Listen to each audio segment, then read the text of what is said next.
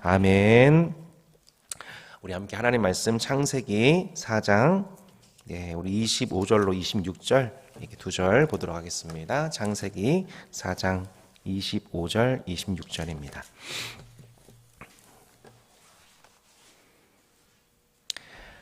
두 절입니다. 같이 함께 4장 25절 26절 읽도록 하겠습니다.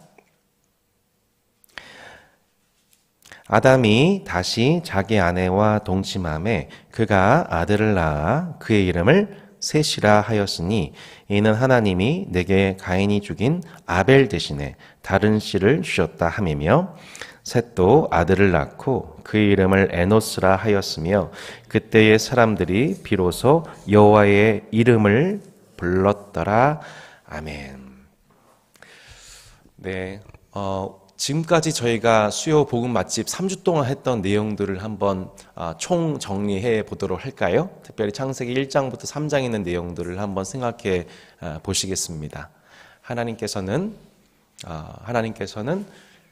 자신의 영광을 나타내는, 또한 자신 직접 임재하시고 그 영광을 나타내시는 우주 성전을 창조하셨습니다. 그리고 그 우주 성전 중에서도 특별히 지성소에 해당되어지는 에덴 성전을 창조하시고 그 하나님의 성전의 제사장으로서 인간을 창조하셨다고 말씀하지요. 제사장인 인간은 하나님의 형상을 받아 하나님의 영광을 나타내는 대리 통치자로서 온 피조 세계 가운데에 하나님의 통치를 구현하는 자로 부름을 받았지요. 그래서 하나님의 미슈파트 또한 째다카라고 하는 정의와 공의의 열매를 지불하며 그 열매로서 하나님을 기쁘시게 하고 또 피조 세계 가운데에 하나님의 형상을 나타내고 열매를 낳는 자로 우리를 창조하셨다는 것을 저희가 보게 되었습니다. 또한 하나님은 남자와 여자를 하나님의 형상으로 지으셔서 그 하나님의 성전을 다스리는 공동 제사장으로 그들을 임명하심으로 피조 세계가 죄악에 빠지지 않도록, 서로가 죄악에 빠지지 않도록 함께 돕는 배필, 곧 에제르 케네그도로 우리를 창조하시고 함께 그 나라를 섬기게 하셨지요. 그런데 안타깝게도 창세기 3장에서 그렇게 공동 제사장으로 임명받은 인간이 그 제사장의 자리에서 이탈되는 사건이 일어나게 됩니다. 안타깝게도 하와가 이 악의 유혹을 받았었을 때에 함께 있었던 남편이 그것을 제재하지 못하고 함께 제사장의 임무에서 이탈되어 하나님 나라에 반역하는 행동에 함께 하게 되는 것을 보게 됩니다. 반대편에서 도와야 될 이 에제르 케네고도 돕는 배필이 돕지 못하고 결국에는 제사장 자리에서 이탈하게 되는 사건이 나타납니다. 나중에 출애굽기 보면요, 아론이 제사장으로서 범죄하잖아요. 그런 것처럼 아담과 하와가 제사장으로서의 사명을 감당하지 못하고 범죄하게 됩니다. 하나님을 대적하게 되죠. 그 결과로서 인간과 세상 가운데에 죄의 질서가 들어오게 되었고 결국 인간은 하나님의 성전에서 쫓겨나가게 됩니다. 일시적이지만 제사장의 역할을 박탈당하는 순간을 맞이하게 되는 것이죠. 그리고 하나님은 에덴에서 그 하나님과 멀어진 인간이 영생하지 못하도록 이 화원검을 두어 지키게 되고 결국 이제 창세기 3장 이후에 우리의 관심은 어디로 가게 되냐면 그렇게 성전에서 쫓겨난 제사장된 인간이 앞으로 그 운명이 어떻게 될 것인가. 그죠? 예. 그러니까 성전에서 제사장이 쫓겨났단 말이죠. 그러면 그 쫓겨난 제사장들의 운명은 어떻게 될 것인가. 그리고 하나님의 성전은 어떻게 회복될 것인가에 관한 담론이 그 두 가지 질문이 나오게 되는 거예요. 자연스럽게. 그러니까 이후에 이제 창세기부터 쭉 이어지게 되는 우리의 관심은 쫓겨난 제사장인 인간의 지위가 어떻게 다시 제사장의 지위를 회복할 수 있을까? 그 쫓겨난 제사장이 어떻게 성전으로 복귀될 수가 있을까? 하나님이 그 약속을 창세기 3장을 통해서 주셨거든요. 하나님께서 인간과 다시 더불어서 범죄한 인간과 더불어서 다시 언약을 주시잖아요. 좀 이따 그 내용을 보겠습니다. 이걸 이제 아담 언약이라고 하는데 아담과 더불어서 제 언약을 맺으심으로 다시 그 제사장의 자리에 회복하실 계획을 세우셨어요.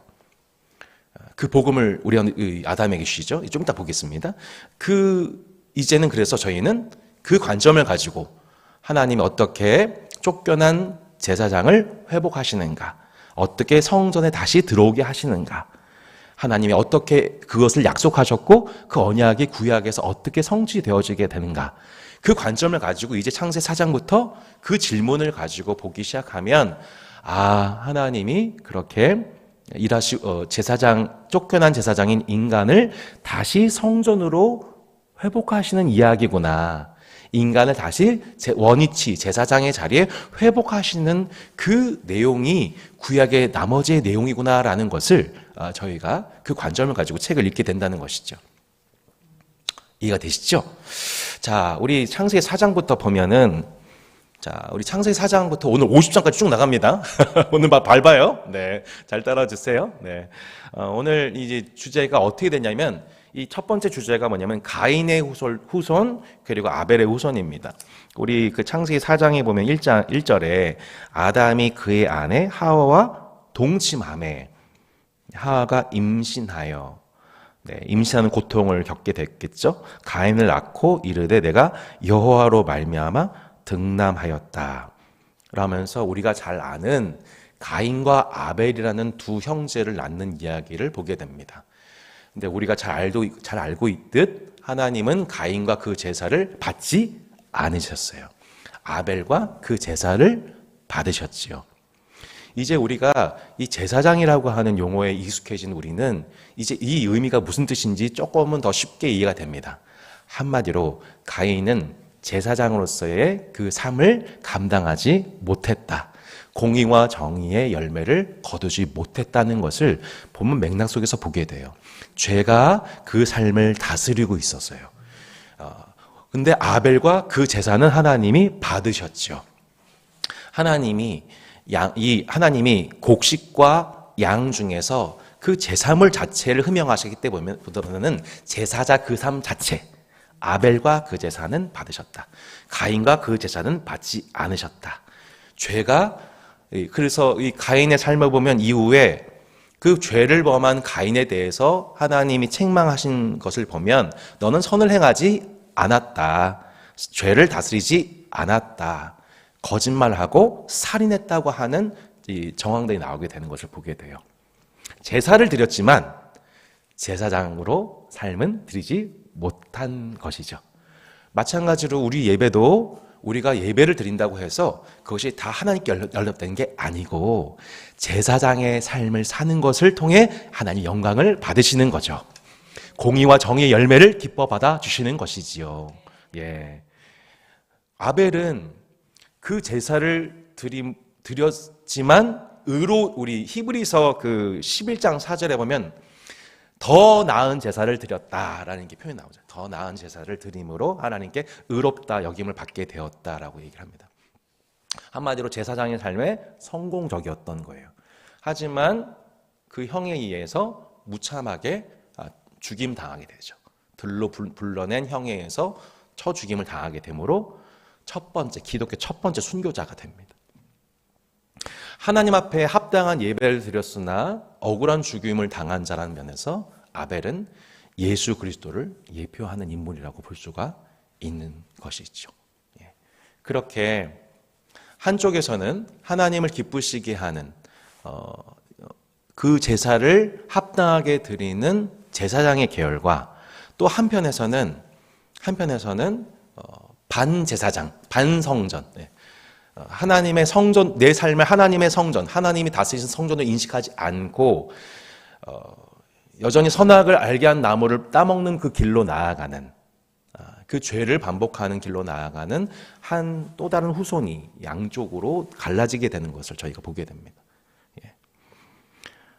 그 결과로서 나눠지게 되는 게 뭐냐면 이 아벨을 대신해서 낳게 되는 아들 누구죠? 바로 셋이죠.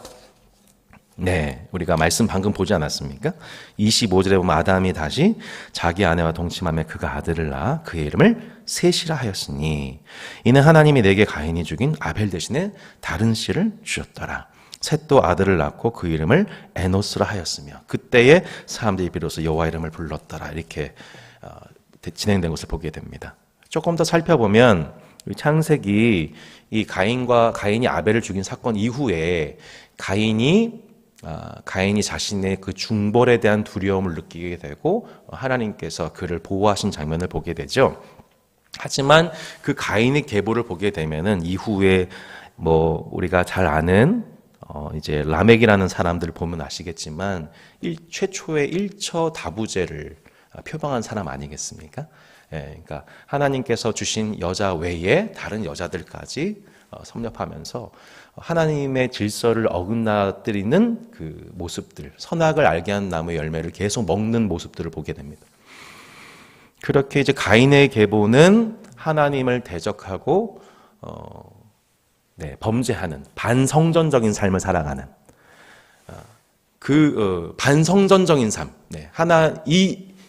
온 우주가 하나님의 성전이고 이 성전의 중심에 하나님이 있다는 세계관이 아닌 내가 이 세계의 중심이고 내가 선악을 알게 한 나무의 열매를 먹어도 된다라고 해석하고 살아가는 사람들. 반성전적이고 반제사장적인 삶을 살아가는 후손들이 이어지게 되는 것을 보게 됩니다. 그러한 지배적인 문화 속에서 세속적인 문화 속에서 하나님은 계속해서 제사장적 삶을 살아가는 가문을 성별하셔서 지켜가시는 게 되는 내용들을 저희가 창세기 족보에서 보게 되는 겁니다. 그래서 아벨, 그 다음 뭐죠? 그 아벨이 죽게 되었으니까 아벨을 대신해서 얻기는 셋. 네, 그죠? 셋. 그리고 그 셋에서 나오게 되는 에노스라고 하는 사람을 여러분 잘 아실 겁니다. 그죠? 에노스에 관한 말씀. 그의 이름을 에노스라 하였으며 그때의 사람들이 비로소 여호와 이름을 불렀더라. 창세기에서 여호와 이름을 불렀다라는 표현은 정말 중요한 표현입니다. 네. 왜냐하면 이것이 이후에 계속해서 오늘 주제에 해당되어지는 초기 제사장들의 이야기 속에서 이 에노스 때에 사람들이 여호와 이름을 불렀다. 여호와 이름을 불렀다. 여러분 여호와 이름을 불렀다는 게 무슨 뜻이에요? 하나님 앞에 예배했다. 여러분 근데 어떻게 하나님을 예배했을까요? 쉽게 얘기해서 하나님이 그들에게 자신을 나타내신 겁니다. 하나님 임재하셨다는 뜻이에요. 그 자리 가운데 하나님이 자기를 나타내시니까 그 자리에서 하나님의 이름을 부르기 시작하죠. 대표적인 사람은 누구예요? 아브라함이잖아요. 네. 아브라함이 가는 곳곳마다 그 자기에게 나타나신 하나님, 아브라함아 내가 내게 지시할 땅으로 가라 라고 하시면서 사실 자신을 나타내신 하나님께 어떻게 해요? 제단을 쌓잖아요. 그리고 여호와 이름을 부르잖아요. 창세기에서 계속 반복되고 있는 표현들이 보게 돼요. 이게 제 얘기가 아니라는 걸 눈으로 확인하셔야겠죠? 창세기 우리 계속해서 보게 되는 부분이 뭐냐면 12장 8절 보실까요? 7절 8절 창세기 12장 7절 8절에 보면 이런 표현 나옵니다. 여호와께서 아브라함에게 나타나 이르시되 내가 이 땅을 내 자손에게 주리라 하신지라. 자기에게 나타나신 여호와께, 그죠? 자기에게 나타나신 여호와께 그가 그곳에서 제단을 쌓고 거기서 베델 동쪽 산으로 옮겨 장막을 치니 서쪽은 베델이요 동쪽은 아이라. 그가 그곳에서 여호와께 제단을 쌓고 여호와 이름을 뭐 했대요? 부르더니 라고 하는 창세기의 전형적인 표현이 등장하고 있습니다. 곧 에노스 때의 사람들이 비로소 하나님의 이름을 불렀다는 것도 그들 가운데에 마침내 하나님의 임재가 회복이 되었고 그 임재 가운데 마침내 하나님의 이름을 부르는 예배의 회복이 일어났다. 곧 제사장의 부르심을 받은 것을 인식한 자들이 하나님을 섬기기 시작했다라고 하는 예배의 회복이 있었다는 것을 보게 되죠. 이런 표현들은 아브라함에게만 나타나는 것이 아닙니다. 조금 더 볼까요? 13장 4절에 나오죠. 아브라함에게 또 다른 표현 나오죠. 그가 처음으로 제단을 쌓은 곳이라. 그가 거기서 여호와의 이름을 불렀더라. 아브라함은 가나안을 비롯해서 그가 거하는 곳곳마다 그에게 나타나신 하나님을 불렀습니다. 그에게 나타나셨다는 점에서, 하나님이 그 땅에 나타나셨다는 점에서 그 땅은 하나님의 뭐예요? 성전이죠. 예. 가나안은 하나님의 성전이다 라는 것을 가장 먼저 인식한 사람이 누구였다는 거예요? 아브라함이었어요. 그래서 나중에 이스라엘 백성들이 가나안 땅에 들어가게 되고 그 땅에서 하나님을 예배하고 그 땅을 상속받는, 가나안을 하나님의 성전 삼아 가나안에 거하신 하나님을 섬기는 제사장들로서 이스라엘 백성들이 들어가게 되는 것이죠. 21장 33절 볼까요? 21장 33절에 보시면 이렇게 나옵니다. 아브라함은 브엘세바에 에셀 나무를 심고 거기서 영원하신 여호와의 이름을 불렀으며, 이렇게 나오죠. 자, 좀 더 볼까요? 26장 25절에 보면 이제 이삭 얘기가 나옵니다. 26장 25절, 이삭이 그곳에 제단을 쌓고 여호와 이름을 부르며 거기에 장막을 쳤더니 이삭의 종들이 거기서도 우물을 받더라. 그랄 땅에서 이방인으로 살던 이삭이 우물을 팔 때마다 계속해서 그 우물물이 샘솟는 역사가 일어나게 되고 사업이 번창하게 됩니다. 주변 사람들의 견제와 시기 속에서 계속해서 주변으로 밀려나면서 또 다른 우물을 파는 이삭을 보게 되죠. 근데 그때마다 하나님이 그와 함께 하시고 하나님이 함께 하심을 경험한 이삭은 거기서 하나님의 이름을 부릅니다. 그죠? 제사장으로서 하나님의 이름을 불러요. 그리고 그곳이 하나님과 자기와 함께하고 계시는 성전임을 이삭이 경험하게 되었다는 얘기죠. 하나만 더 볼까요? 35장 우리 7절에 보면 이렇게 나옵니다. 창세기 35장 7절에 이렇게 나옵니다. 그가 거기서 제단을 쌓고 그곳을 엘베델이라 불렀으니 이는 그의 형의 낯을 피할 때 하나님이 거기서 그에게 나타나셨음이더라. 삼촌 라반의 집을 떠나기 직전과 직후에 야곱이 그에게 나타나신 하나님께 제단을 쌓았다. 곧 야곱이 제사장으로서 하나님을 예배했다는 것을 보게 됩니다. 자, 그렇게 성경 곳곳에서는 이 창세기에 나오는 이 초기의 모든 인물들이 하나님의 이름을 부르는 하나님의 임재에 반응하여서 하나님께 대표로 예배하는 제사장들이었다는 것을 보게 돼요. 그래서 오늘 강의 제목이 무엇입니까? 초기 제사장들 이야기인 것입니다. 자기에게 나타나신 그 하나님 앞에 그들은 자신들 방식으로 하나님을 예배하기 시작했다는 거죠. 그렇게 가인의 후손 사이에서 셋의 후손으로서 그 계보가 이어져 내려오게 됩니다. 하나님 앞에 합당한 제사를 드린 아벨, 그리고 셋, 그리고 에노스 쭉 내려와서 그 10대째에 누가 있을까요, 여러분? 우리가 잘 아는 그 인물 라고 하는 이 제사장, 아담과 에노스의 계보를 잇는 또 다른 제사장인 노아를 저희가 보게 됩니다. 그래서 잠깐 제가 속도를 좀 지체하고 중간에 이렇게 빈칸 쓰는 곳 있잖아요, 그죠? 아담의 계보에서 그 첫 번째 25에 해당되는 게 뭐예요? 셋. 그다음에 26절 뭐라고 쓰셔야 돼요? 에노스라고 써야겠죠?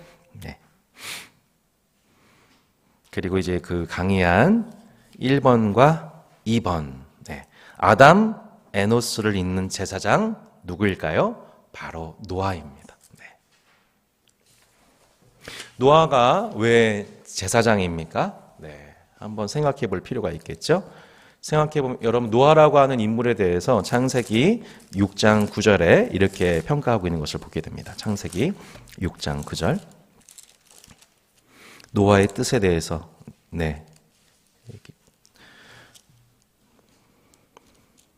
5장 29절부터 볼까요?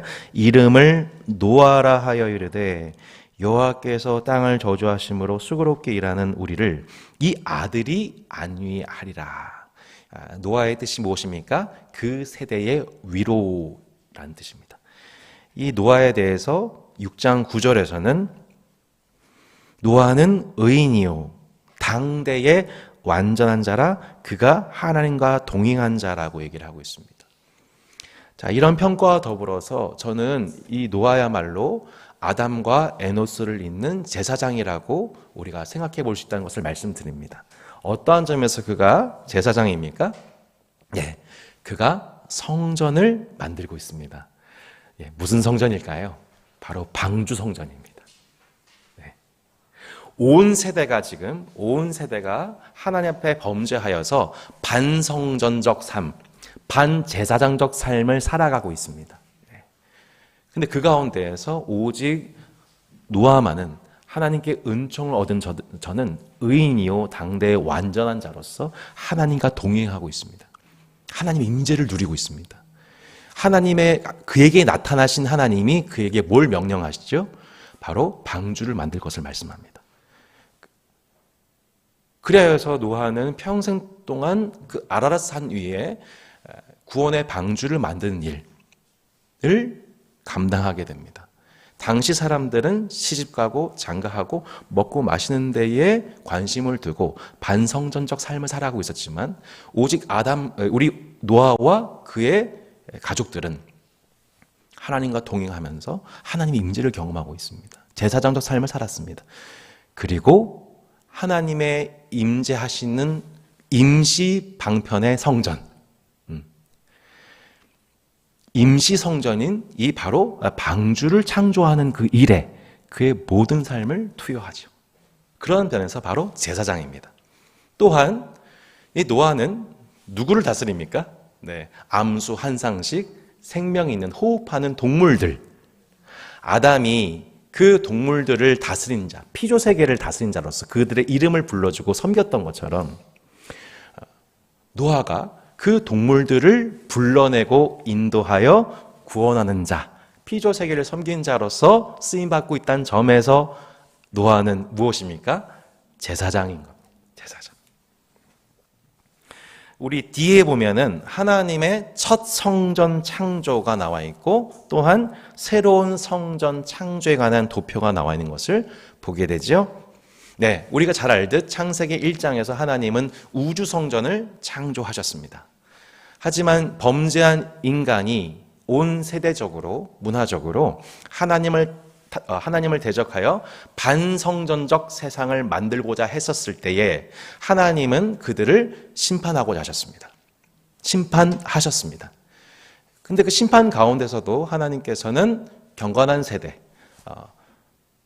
하나님의 임재를 기뻐하고 그분을 이 땅을 성전 삼으신 하나님을 인식하면서 자신의 삶을 제사장으로 헌신했던 노아와 그들의 가족과 또한 다시 생육하고 번성할 짐승 암수 한 쌍씩을 특별히 하나님께서 구별하셔서 하나님이 이 세상을 새롭게 창조하신 이야기를 보게 됩니다. 그래서 이 창세기 이 모형, 하나님이 처음 세상을 창조하시고 성전을 창조하시고 또한 임시 성전인 이 노아의 방주, 그리고 그 이후에 다시 하나님의 성전으로 이 우주를 창조해 가시는 이 그림은 사실은 우리가 종말론적으로 경험하게 될 그림과도 같습니다. 네. 지금 우리가 하나님의 성전 안에서 살아가고 있죠. 하나님의 임재를 누리며 하나님의 성전을 섬기는 제사장으로 저와 여러분 지금 이 땅을 살아가고 있습니다. 하지만 언젠가 이 세상은 그 모든 반성전적인 질서와 반제사장적 삶을 살아가는 악인들에 대한 심판이 있게 됩니다. 그리고 그 심판 후에 어떻게 됩니까? 하나님이 새로운 성전을 완성하십니다. 예루살렘 성전을 새 예루살렘에 관한 요한계시록의 말씀은 새 하늘과 새 땅을 성전을 창조하시는 이야기로 온 세상에 결말이 나게 돼요. 그죠? 요한계시록 21장, 22장에 보면.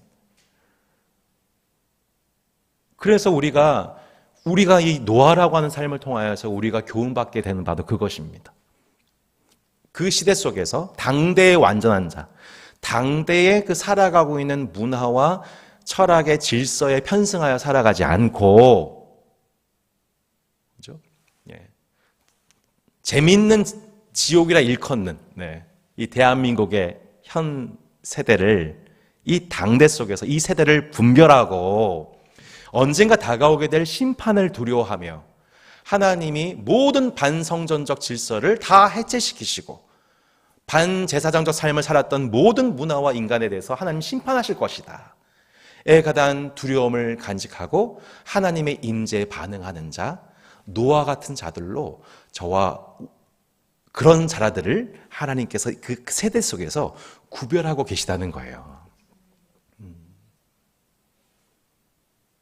노아에게는 옛날 얘기가 아니라 사실은 지금 이 시대 속에서 노아적 삶, 제사장적 삶을 살아가야 하는, 분투해야 하는 이유가 있다는 것을 이 그림이 보여주고 있는 것이죠. 처음 창조하셨던 것은 이제 다 지나가게 되고 하나님께서 이전 것은 다 지나가게 되고 완성된 새하늘과 새 땅을 창조하실 그 날이 올 것을 믿는 자들은 그 세대에 편승하여 살 수가 없는 거예요. 장차 도래하게 될 질서를 바라보며 살아가는 거죠. 예. 내게 주어진 역할은 제사장적 삶이구나. 내가 왕이 되어 사는 삶이 아니구나라는 것을 노아의 삶을 통해서 저희가 주목하게 되는 것입니다. 이 그림을 기억해 주시기 바라겠습니다. 노아 홍수 이야기의 구조 속에서 우리는 아주 정밀한, 저는 이제 구약 말씀도 그렇고 이렇게 볼 때마다 마태복음도 그렇고 참 와, 이 사람들 정말 공부 열심히 한 사람들이다 라는 것을 보게 됩니다. 특별히 구약 이제 이 구조를 보면은 말씀을 짤 때 얼마나 정교하게 편집해서 구성하는지 몰라요. 모세가 당시 고대 근동에 애굽의 왕자로 살아가면서 고대 근동의 문학이라든지 지식과 철학 등에 대해서 얼마나 두루두루 뛰어난 사람인지를 곳곳에서 발견하게 되는데요. 대표적인 게 노아 홍수 이야기 구조 속에서도 보게 됩니다.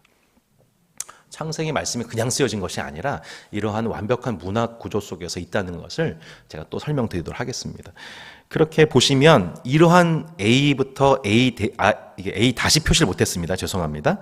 구조 속에서 A, B, C, D, E, F 그리고 중간에 해당되어지는 X에 해당되어지는 이 교차점에 이 노아 홍수 이야기 속에서 가장 핵심적인 메시지가 드러나는 부분이 뭐냐면 창세기 8장 1절이라고 볼 수가 있습니다. 창세기 8장 1절에 이렇게 나와 있죠. 하나님이 노아와 그와 함께 방주에 있는 모든 들짐승과 가축을 뭐라 나왔어요? 기억하사 하나님이 바람을 땅 위에 불게 하심에 물이 줄러 들었고, 하나님께서 하나님을 대적하는 반성전적 세상과 반제사장적 인류에 대해서 심판하시고 홍수로 심판하셨을 때에 하나님께서 남겨두신 자 중에 특별히 하나님께서 선택하신 제사장 노아를 기억하심으로 이제 그 심판의 때를 줄여가시는 행동을 보게 됩니다. 이렇게 하나님께서는 하나님을 대적하는 세대 속에서 계속해서 누군가를 기억하심으로 그 세대를 향한 긍휼을 베푸십니다. 그게 계속 그 모세 오경에서도 반복이 돼요. 네. 이게 대표적인 게 여러분 누굽니까? 아브라함 생각나지 않으세요? 이 소돔과 고모라를 멸망하시는 중에 하나님을 대적하는 문명이었던 소돔과 고모라가 하나님께서 불의 심판을 내리시게 되죠. 유황불 심판을 내리시게 됩니다. 근데 그 심판 중에서 하나님이 롯을 구원하셨잖아요. 그 가족을. 누구를 기억하셨어요? 아브라함을 기억하시죠.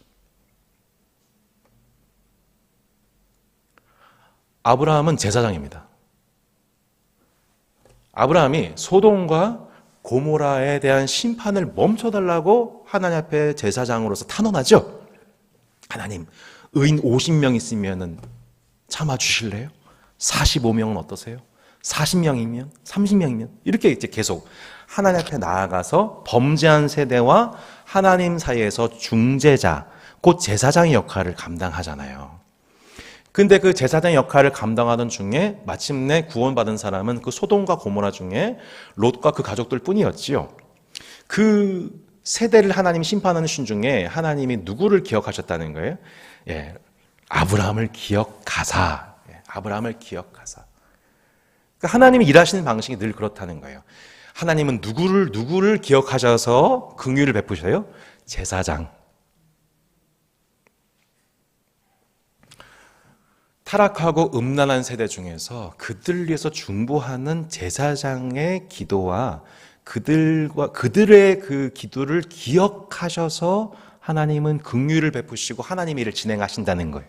이게 하나님이 세상 가운데 일하시는 방식이라는 거예요. 나중에 우리 출애굽기에서도 보면은 하나님이 고통 중에 있는 이스라엘 백성들을 구원하실 때, 애굽에서 종살이하고 고통 중에 하나님께 부르짖고 있는 이스라엘 백성들을 구원하실 때에 누구를 기억하셨다고 하냐면 아브라함과 이삭과 야곱과 했던 언약을 기억하셨다고 했어요. 초기 제사장들과 더불어서 언약을 맺으시고 그 제사장들의 중재를 기억하시는 그 하나님이, 그들과 언약을 맺으신 하나님이 그들이 이스라엘 백성들이 고통으로 부르짖을 때에 아브라함과 이삭과 야곱과 언약을 맺었던 것을 기억하시고 그 중재자들, 그 제사장들의 기도를 기억하시고 어떻게 하세요? 또 다른 제사장을 보내시죠. 그게 누구예요? 모세. 예. 모세라는 제사장을 예비하셔서 그들에게 보내셔서 하나님과 그들 사이에 중보자적 역할을 감당하며 그들을 구원하시죠. 나중에 생각해 보세요. 모세가 뭐 하나? 성막 만들잖아요. 그죠? 예. 성막을 어떻게 만들지를 하나님께 지시를 받아서 성막을 만들어서 이스라엘 백성들을 하여금 그 성막으로 들어오게 하는, 하나님의 임재를 경험하게 하는 자이기에 모세가 뭐예요? 제사장인 거예요. 제사장. 그러니까 구약의 그 모든 인물들을 얘기하는 키워드가 뭐라는 거예요? 제사장. 제가 오늘 결론 빨리 맺을까가 좀 두렵지만 우리가 벌써 40분이군요, 세상에. 예. 우리가 뭐라고 그래서 얘기를 하는 거예요? 왕 같은 제사장. 로마서 12장 1절에 그러므로 형제들아 내가 하나님의 모든 자비하심으로 너희를 권하노니 너희 몸을 하나님 기뻐하시는 거룩한 산 제사로 드리라. 거룩한 산 제사를 삶을 드리는 사람, 이걸 제사장이라고 하죠. 그래서 베드로 전서 2장 5절에 보면은 베드로가 뭐라 그래요? 너희는 신령한 집을 세워가는 거룩한 제사장이다. 거룩한 제사장이라고 신약 백성들을 호칭한단 말이에요. 안 믿으시는군요. 베드로전서 한번 찾아볼까요? 네, 베드로전서. 그런 말씀 있었나? 네, 있습니다. 베드로전서 2장 5절에 보시면 이런 구절이 나옵니다. 베드로전서 2장 5절에 너희도 산 돌같이 신령한 집으로 세워지고 예수 그리스도로 말미암아 하나님이 기쁘게 받으실 신령한 제사를 드릴 거룩한 제사장이 될지니라. 아멘. 우리의 정체성이 뭐래요? 거룩한 제사장이래요. 9절에 이렇게 나와 있습니다. 그러나 너희는 택하신 족속이요 왕 같은 제사장들이요 거룩한 나라요 그의 소유가 된 백성이니 이는 너희를 어두운 데서 불러내어 기이한 빛에 들어가게 하신 이 아름다운 덕을 선포하게 하려 하십니다. 우리의 정체성 네 가지 나오죠? 뭐라고요? 택하신 족속, 왕 같은 제사장, 거룩한 나라, 소유된 백성. 예, 우리를 그래서 거룩한 제사장, 왕 같은 제사장이라고 하는 것이죠. 하나님이 우리를 구원하시되 거룩한 제사장으로 구원하셨습니다. 예, 우리를 왕 같은 제사장을 부르신 거예요. 그래서 제사장으로서 항상 이 세대와 하나님 사이에 서서, 하나님의 백성과 하나님 사이에 서서 하나님의 언약을, 하나님과 언약을 맺는 자. 노아가 그렇게 하나님과 언약을 맺어요. 그죠? 하나님께서 홍수 심판 후에 내가 다시는 이 땅을 멸하지 않겠다고 하는 그 언약, 그 증거가 뭔가요?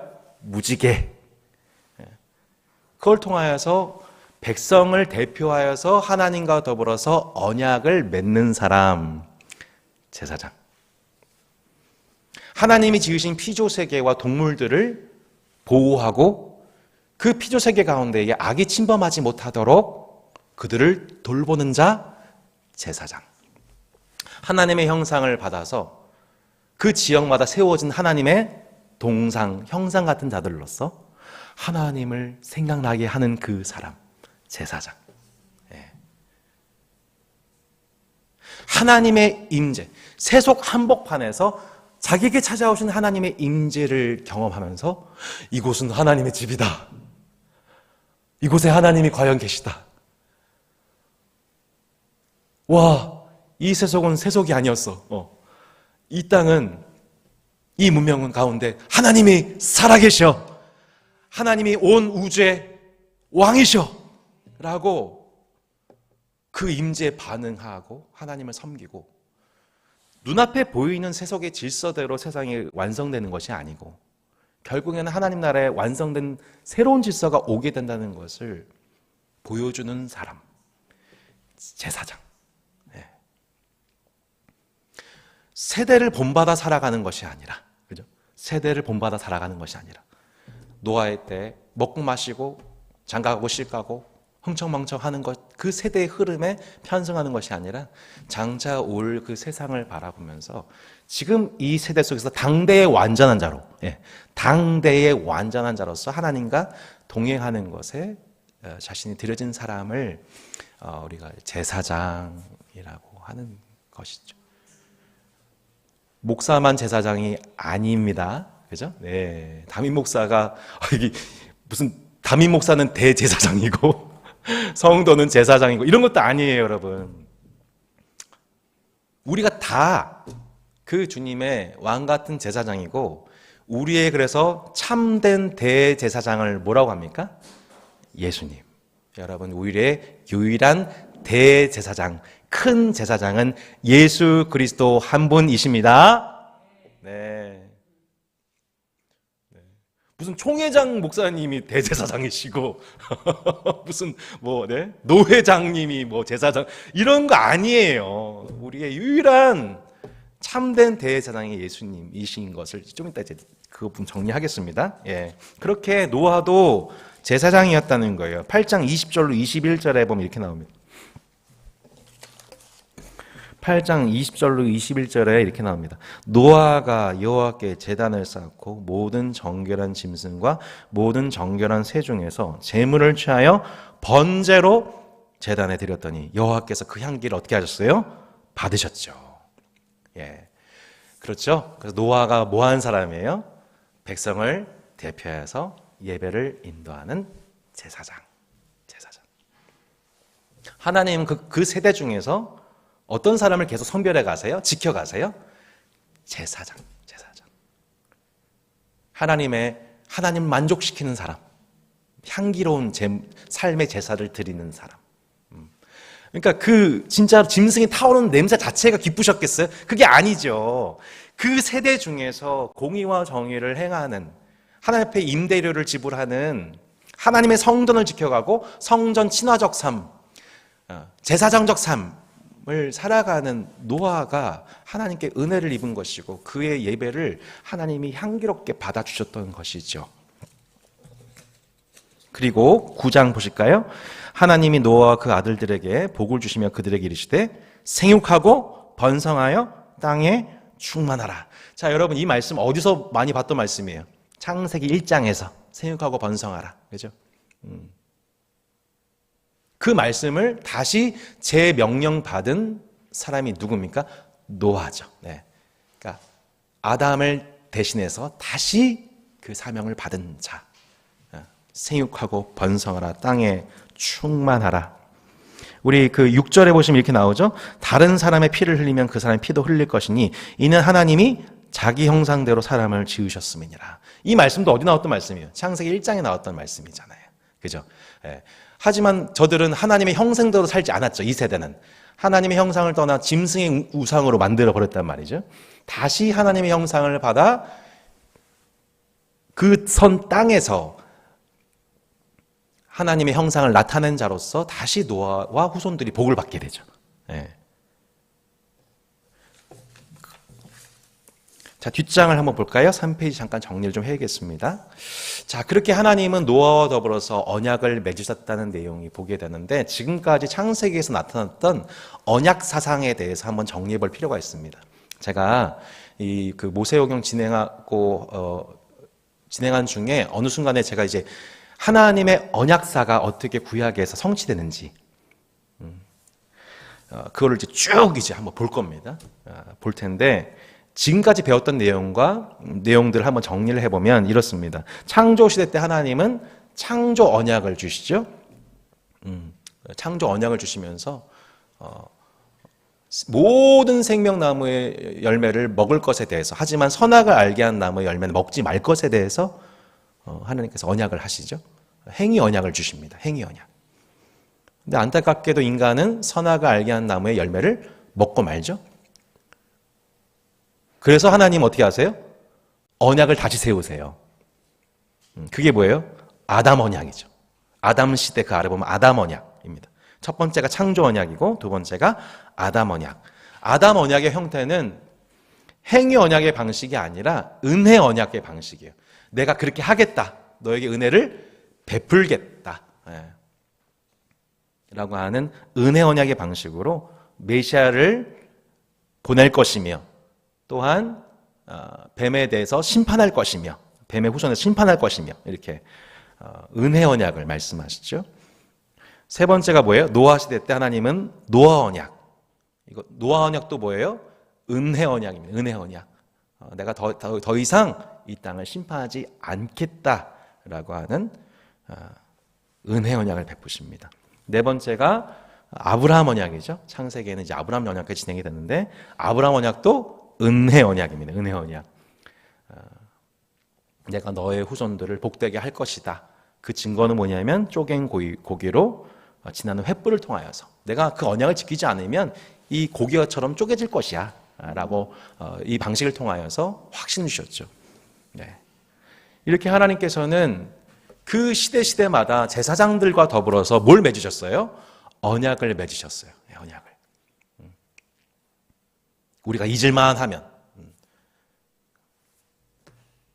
그래서 그 무지개가 뭐냐면, 찾아보니까 고대 근동에서 무지개는 뭘 상징하냐면 신의 화살을 상징한대요. 신의 활을 상징한대요. 근데 신의 활에 해당되는 그 무지개가 어디 걸려 있어요? 구름에 걸려져 있어요. 그게 무슨 뜻이에요? 활을 내려놨다는 뜻인 겁니다. 심판을 유보한다는 뜻입니다. 그게. 자, 우리 볼까요? 창세기 9장 16절에 나와 있죠. 무지개가 구름 사이에 있으리니 내가 보고 나 하나님과 모든 육체를 가진 땅의 모든 생물 사이의 영원한 언약을 기억하리라. 무지개가 구름 사이에 있다. 그러니까 당시 그 근동 사회에서는 무지개가 뭐라고요? 활의 뭐예요? 신의 활과 같은 거예요. 근데 그 활을 어떻게 한 거예요? 구름 속에 걸어놓은 거예요. 더 이상 활 쏘지 않겠다는 뜻이죠. 심판하지 않겠다는 뜻이죠. 그래서 저희도 이제 무지개를 볼 때마다 우리가 안심하면서 그렇구나. 이렇게 폐역한 세상을 향해서 하나님은 홍수를 통해서 이 땅을 다시 심판하신 일을 진행하지 않으신다고 약속하셨구나 라는 것을 저희가 이제 보게 되는 것이죠. 노아와 그 후손들, 노아의 아들들의 족보를 보면 셈과 야벳과 함의 세 갈래로 나오게 되는 것을 보게 됩니다. 첫 번째는 셈의 후손입니다. 여러분, 이 셈의 후손이 누굽니까? 바로 이스라엘입니다. 그래서 하나님은 이 셈의 장막에 거하시게 되는 것을 보게 되죠. 그렇게 하나님은 계속해서 제사장 가문을 성별해 가십니다. 그런데 두 번째, 야벳의 또 족속이 있습니다. 야벳은 오늘날 유럽에 살아가는 사람들을 의미합니다. 여러분, 이 사람들은 나중에 이 초대교회 후에 직후에 복음이 전파되는 장소에 해당됩니다. 그죠? 세 번째가 뭐냐면 함에 대한 예언입니다. 함. 이 함 족속은 안타깝게도 가나안 족속들입니다. 훗날 이 여호수아 때 아모리 족속 7족속을 심판하시는 이야기가 이제 여호수아서에 등장하게 되는데, 그렇게 반성전적 삶을 살아가는, 반제사장적 삶을 살아가는 사람들로서 훗날 이들이 심판을 당하게 됩니다. 죄가 대물림이 되게 되는 것을 보게 되죠. 결국에는 여호수아서의 얘기가 그건 거예요. 반성전적, 반제사장적 삶을 살아가고 있는 세대와 문화를 향해서 하나님이 심판하시는 내용. 그 내용은 여호수아서 때만 있는 것이 아니라 사실은 보면 창세기부터 일관되게 흐르고 있는, 일관되게 홍수 심판이나 또한 소돔과 고모라 심판이나, 그 거룩하신 하나님께서 그 반성전의 문화와 반제사장적 인류에 대한 심판을 하신다는 내용에 대해서는 일관되게 흐르고 있는 것이고, 또한 하나님은 그들 이방인들만 심판하신 것이 아니라, 지난주 말씀드렸죠? 이스라엘 백성들이 제때 공의와 정의라고 하는 임대료를 지불하지 않고 그들도 반성전적인 삶, 반제사장적인 삶을 살아갈 때 하나님은 그들도 징계하셨다는 것을 보게 되면서, 우리 하나님은 거룩하시고 우리 하나님은 의로우시고 공평하시다는 것을 전 일관되게 하나님의 성품을 발견할 수 있게 되는 것입니다.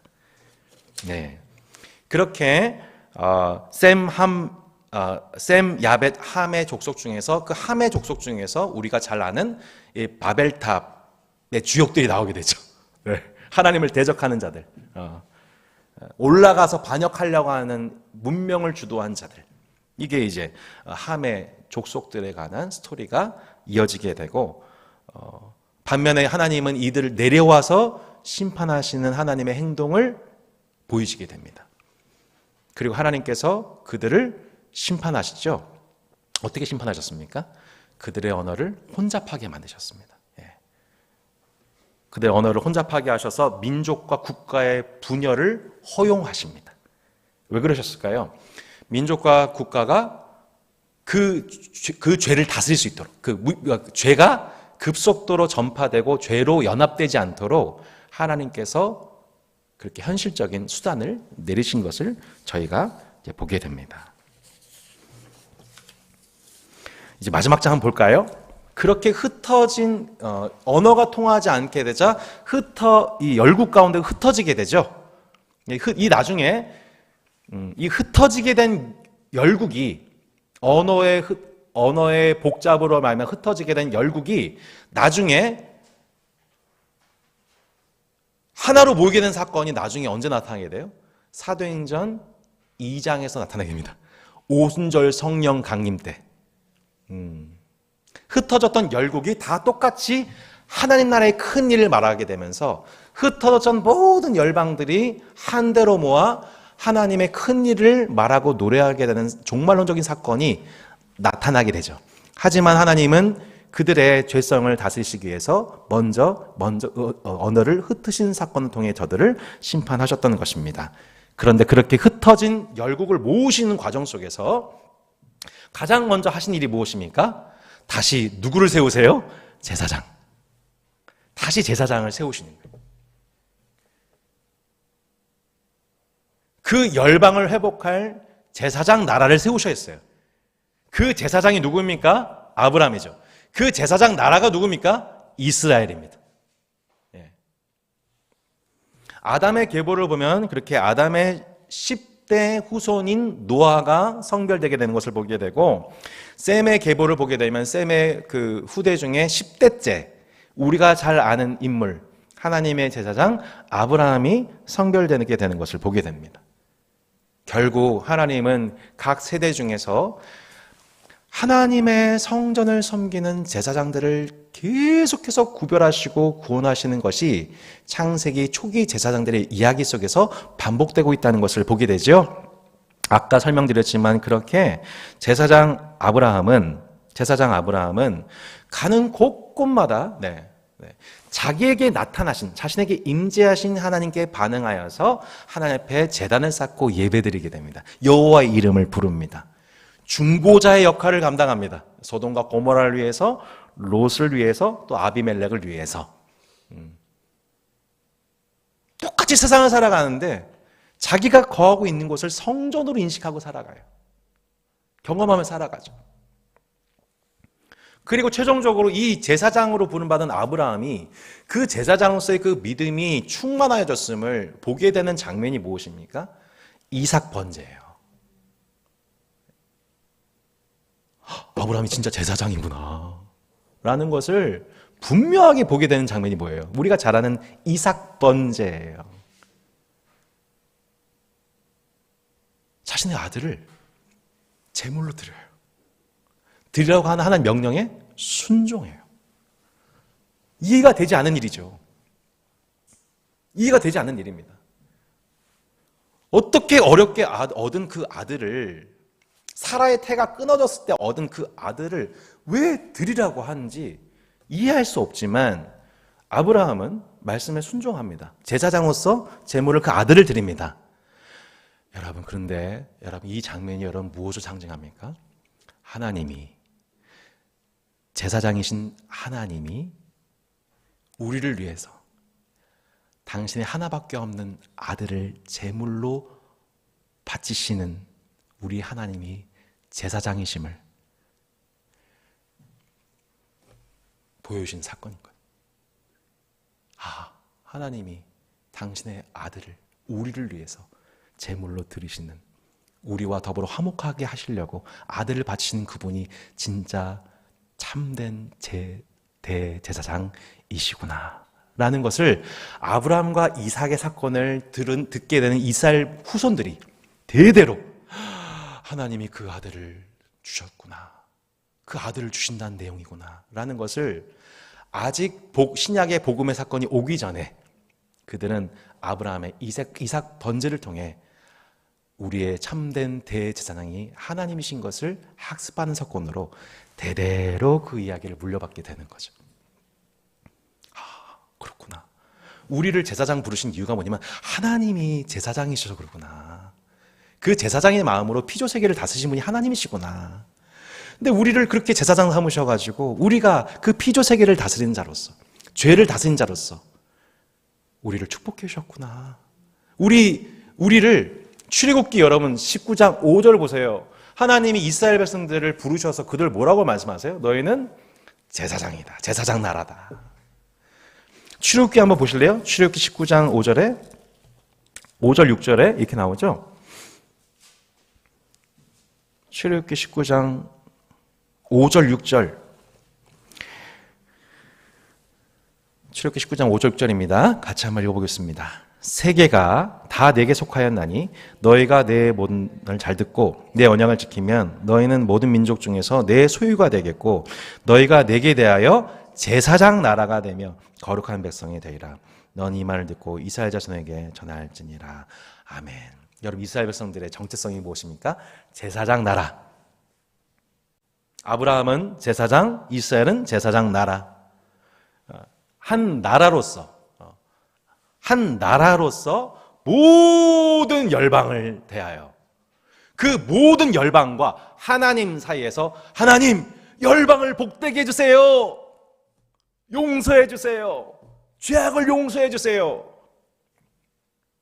라고 하나님을 그 세대 중에 구별된 나라, 모든 열방의 죄를 다스리는 나라, 모든 열방에 하나님 나라를 전파하는 나라, 그 하나님 나라를 학습하는 나라, 그 국가가 뭐였다는 거예요? 이스라엘이었다는 거예요. 지금은 국가적 이스라엘이 그런 제사장 나라가 아니라 누구예요? 우리가 예수 그리스도를 믿는 우리가 바로 왕같은 제사장 나라가 된 줄로 믿습니다. 이것이 지금 이 구약에서부터 신약에 일관되게 모세가 증거하고 아브라함과 이스라엘이 부여받았으며 사도들과 베드로가 선포하였고 또한 요한계시록에서 최종적으로 우리 가운데 예언하고 있는 바가 무엇입니까? 우리가 바로 그 제사장이다. 제사장 나라다. 조금만 정리하고 이제 마무리하겠습니다. 그렇게 아브라함도 제사장이요, 이삭도 가는 곳곳마다 그 땅에서 우물을 길러내어 생명을 유지하는 자, 생육 번성 충만한 자, 이삭도 제사장이요, 야곱도 제사장으로서 장차 오게 될 이스라엘의 12지파를 축복하는 자, 또한 세속 왕인 바로를 축복하는 자, 교회와 세상을 축복하는 왕 같은 제사장 야곱, 마지막으로 요셉. 요셉이 왜 제사장입니까? 요셉이 왜 제사장일까요, 여러분? 생각해 보세요. 요셉을 통해서 온 땅에 기근이 임하게 됐었을 때에 하나님이 바로 왕을 통해서 애굽의 온 총리로 온 땅을, 이 애굽을 다스리게 하죠. 그 애굽을 다스림을 통해서 모든 죽어가는 생명들을 살리는 그 생명의 통로로 하나님이 요셉을 사용하셨다는 점에서, 생육하고 번성하고 땅에 충만한 복을 온 피조세계가 누리겠다는 점에서 요셉도 결국 제사장적 존재였던 것이죠. 자, 이제 우리 두 구절만 보고 우리 오늘 성경 공부를 마무리하도록 하겠습니다. 그러한 아브라함을 제사장 삼으시고 아브라함의 후손된 이스라엘을 제사장 나라 삼으신 우리 주님이,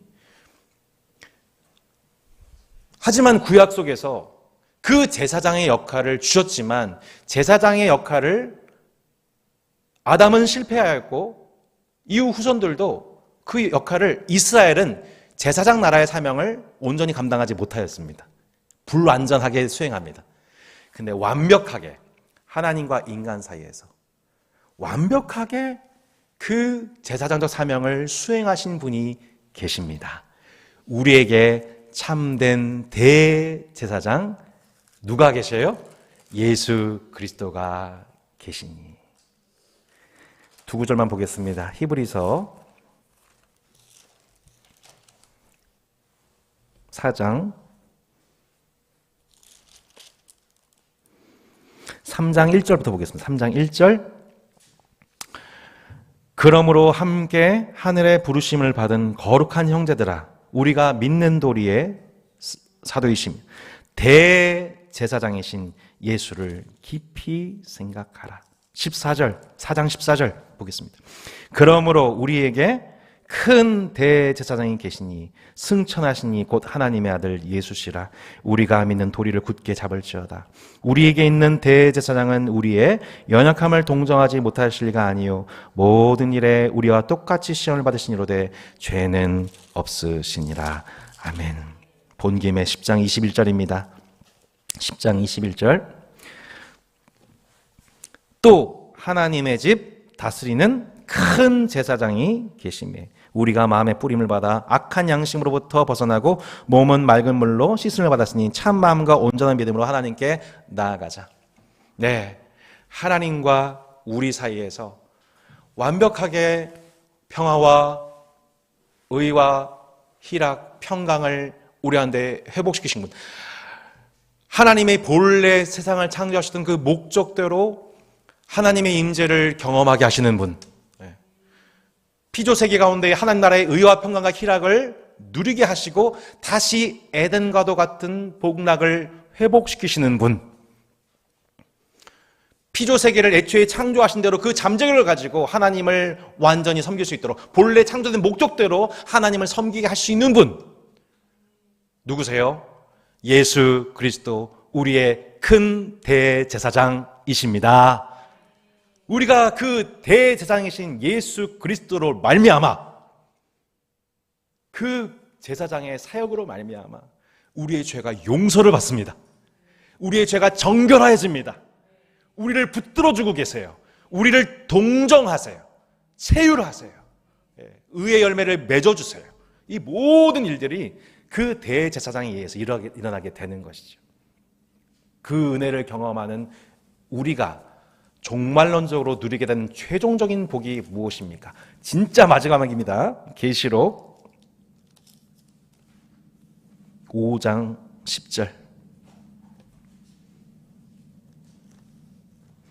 9절 10절 보겠습니다. 마지막으로 계시록 5장 9절 10절입니다. 계시록 5장 9절 10절 마지막 읽고 강의를 마무리합니다. 그들이 새 노래를 불러 이르되 두루마리를 가지시고 그 인봉을 떼기에 합당하시도다. 일찍이 죽임을 당하사 각 족속과 방언과 백성과 나라 가운데서 사람들을 피로 사서 하나님께 드리시고 그들로 우리 하나님 앞에서 나라와 제사장들을 삼으셨으니 그들이 땅에서 왕 노릇 하시로다. 아멘. 할렐루야. 네. 갑자기 막 설교하고 싶네요. 네. 우리를 그렇게 뭐래요? 제사장과 나라와 제사장 삼으셔서 어떻게 하시겠다는 거예요? 모든 땅에서 이제 우리가 뭐 하게 되는 거예요? 왕 노릇하게 되는 것. 이것이 예수 그리스도 안에서 저와 여러분이 받은 복이에요. 어마어마하죠? 제사장으로 임명받은 우리가 그 제사장의 직분을 온전히 감당함을 통해 하나님의 첫째 아들이신 예수님과 더불어 하나님이 창조하신 이 모든 세계 속에 이 땅 하나님의 성전 삼으신 이 모든 질서 속에서 함께 그것을 누리고 다스리고 하나님 나라의 의와 평강과 희락을 영원토록 누리는 나라와 제사장 하나님의 아들 삼으셨다니 이 복음을 알면 알수록 기가 막힐 노릇이죠. 찬양하지 않을 수 없는 거죠. 감격하지 않을 수 없는 거죠. 이 세상을 견딜만 하고 이 세대를 분별해 사는 것이 복이라는 것을 깨닫게 되는 것이죠. 성도 여러분, 당대의 완전한 자여 하나님과 동행했던 제사장 노아와 같이 아브라함과 이삭과 야곱과 요셉과도 같이 완전하지 않으나 우리의 참된 대제사장이신 예수 그리스도와 더불어 이 세대를 위해서 기도하고 교회를 축복하는 가정을 다스리고 직장을 다스리는 제사장들로서 저 여러분을 곳곳에 심으셨음을 믿고 오늘도 기쁨으로 소망으로 그 직분 감당하셔서 하나님께 영광 돌리시기를 바라겠습니다. 우리 함께 강의를 일단 마무리한 기도 드리고요. 개인 기도 시간 갖도록 하겠습니다. 기도하시죠.